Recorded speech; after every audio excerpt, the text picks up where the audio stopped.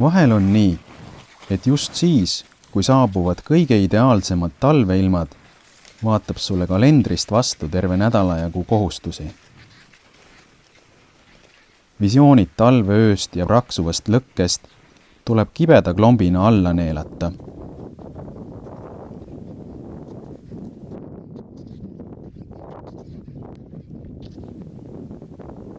Oled reaalsusele peaaegu et alistunud, kuid siis tõstab pead sisemine introvert, kes teatab, et olla üksi on vähemalt sama oluline kui olla teistega koos.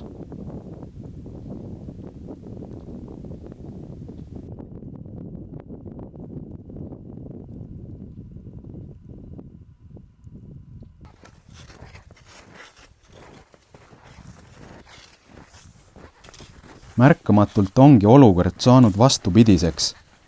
Arvuti taga istumise asemel sahistan suuskadel üle lagedate väljade. Just kui oleks alateadvus sellest plaanist algusest saadik teadlik olnud.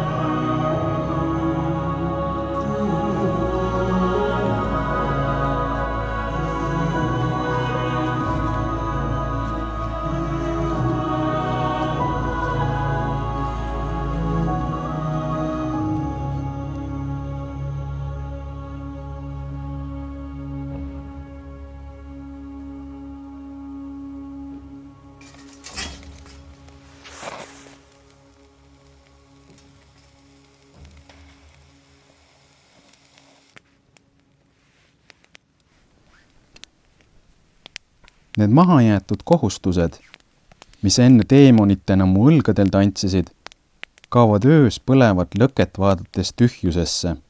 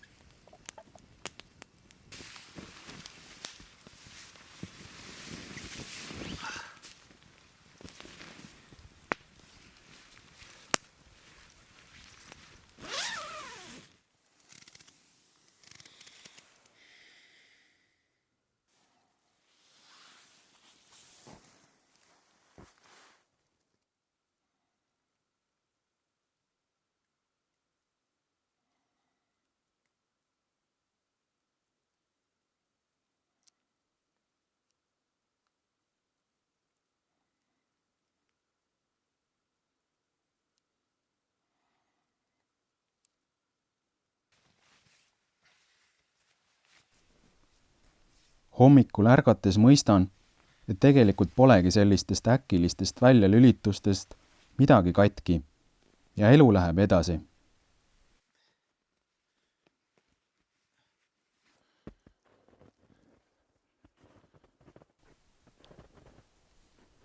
Siin metsikutel maastikel tunnen, et ma polegi nii tähtis, kui mulle tundub, rääkimata kõikidest ülejäänud asjadest mu elus. Ja see ei tekita meeleheidet, vaid hoopis kergust.